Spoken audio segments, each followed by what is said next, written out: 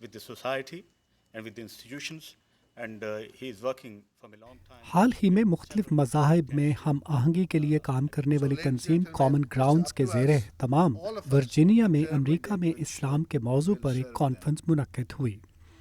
افتتاحی کلمات پیش کرتے ہوئے کامن گراؤنڈز کے سربراہ ڈاکٹر ذوالفقار کاظمی نے کہا کہ کانفرنس کا مقصد امریکہ میں اسلام کے بارے میں پائے جانے والے غلط تاثرات کو زائل کرنا ہے۔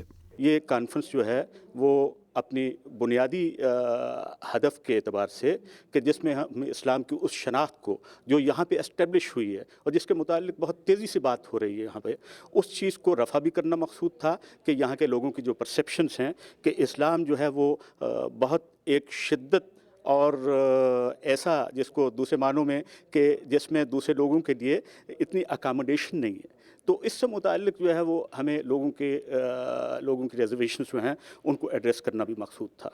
ڈاکٹر ذوالفقار نے کہا کہ امریکہ میں اسلام کو تیزی سے پھیلتے ہوئے مذہب کے طور پر دیکھا جا رہا ہے۔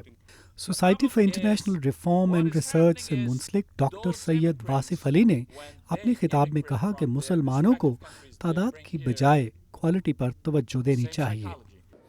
مطلب یہ ہے کہ اگر 10 عیسائی روزانہ ہندو ہو رہے ہیں یا وہ لامذہب ہونے کی طرف جا رہے ہیں تو اس میں سے 2 عیسائی مسلمان بھی ہو رہے ہیں، تو اس میں کون سا کمال ہوگا؟ تیزی سے مراد یہ ہوتی ہے کہ روزانہ کی بنیاد پر اکا تکا کنورژن ہو رہی ہے۔ تیزی سے مراد یہ نہیں ہوتی کہ پیر کو 1 لاکھ ہو گئے اور منگل کو 2 لاکھ مسلمان ہو گئے اور بدھ کو 50,000۔ نہیں، ایسا نہیں ہے، یہ غلط سمجھ رہے ہیں لوگ۔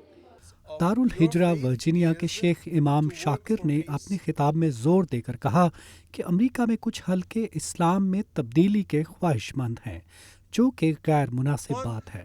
البتہ مسلمان کمیونٹی میں اصلاحات ضروری ہیں۔ Well, there are lots of calls coming from lots of corners in America and pressure, in fact, for Muslims to start reforming their religion, meaning to fit the Western quote-unquote society. And I call this custom tailoring a religion. انہوں نے کہا کہ 11 ستمبر 2001 کے بعد سے امریکہ میں اسلام اور مسلمانوں کے بارے میں بے جا خدشات میں اضافہ ہوا ہے۔ Yes, it has become worse. It has turned into a political money-making machine, both for local politicians, state politicians, and national politicians. So the fear-mongering against Islam and Muslims has become even worse than it was after 9/11. Doctor Wasif کا خیال ہے کہ مسلمانوں میں کسی بھی اصلاحات کے لیے سب سے پہلے انہیں اپنی ذہنیت اور سوچ بدلنا ہوگی۔ مسلمان کمیونٹی کا ایک لفظ میں اگر واضح کر دوں، ایشو یہ ہے کہ ان کو اپنی احساس برتری بعض معاملات میں ہے، وہ انہیں چھوڑنی پڑے گی۔